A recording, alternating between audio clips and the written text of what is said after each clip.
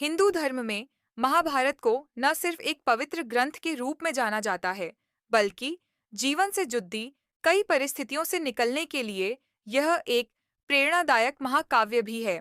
माना जाता है कि महाभारत के युद्ध में पांडवों को विजय श्री कृष्ण के कारण मिली थी, लेकिन हमारे एक्सपर्ट ज्योतिषाचार्य डॉ राधाकांत वत्स ने हमें इस विषय का एक और पहलू भी बताया, जो यकीनन आप में से बहुत से लोगों को पता ही नहीं होगा। हमारे एक्सपर्ट द्वारा दी गई जानकारी के अनुसार महाभारत के युद्ध में पांडवों को विजय हनुमान जी के कारण मिली थी। श्री कृष्ण के कहने पर हनुमान जी ने महाभारत युद्ध में सम्मिलित होने का निर्णय लिया था।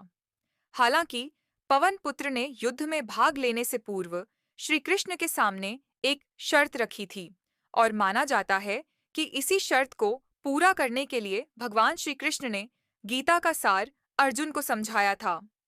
महाभारत युद्ध से पहले एक बार श्री कृष्ण ने हनुमान जी और अर्जुन दोनों को द्वारका नगरी बुलाया। श्री कृष्ण ध्यान मग्न थे तो अर्जुन और हनुमान जी महल के बाहर समुद्र के किनारे उनके ध्यान से बाहर आने की प्रतीक्षा करने लगे। इतने में अर्जुन ने हनुमान जी को अपने दुनिया में सर्वश्रेष्ठ धनुर्धर होने की बात कह डाली, जिसके बाद हनुमान जी को इस बात का आभास हुआ कि अर्जुन को उनकी धनुर्विद्या पर घमंड हो गया है।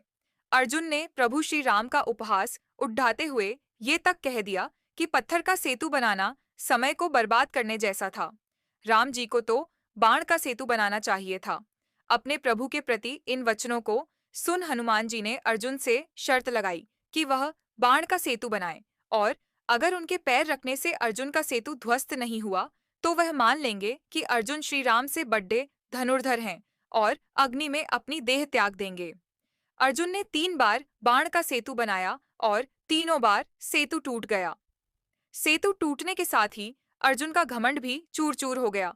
इस घटना के बाद श्री कृष्ण ने दोनों को दर्शन दिए।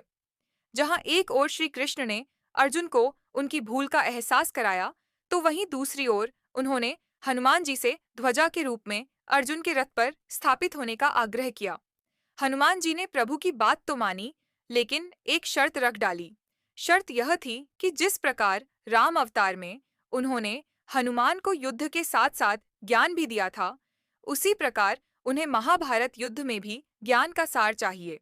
माना जाता है कि श्री कृष्ण ने गीता का सार अर्जुन की आरडीएच में हनुमान जी की विनती पर उन्हें सुनाया था। महाभारत युद्ध के दौरान हनुमान जी पूरे 18 दिनों तक ध्वजा के रूप में अर्जुन के रथ पर विराजमान थे। महाभारत ग्रंथ के अनुसार अर्जुन और उनके रथ की रक्षा हनुमान जी ने की थी। ऐसा माना जाता है कि अर्जुन का रथ तो दिव्य और विस्फोटक बाणों के कारण कब का ध्वस्त हो जाता है, लेकिन हनुमान जी के विराजित होने की वजह से युद्ध में अर्जुन और उनका रथ सुरक्षित रहे। ग्रंथों के अनुसार युद्ध के बाद श्री कृष्ण ने अर्जुन को रथ से उतरने के लिए कहा और खुद भी रथ से दूर चले आए।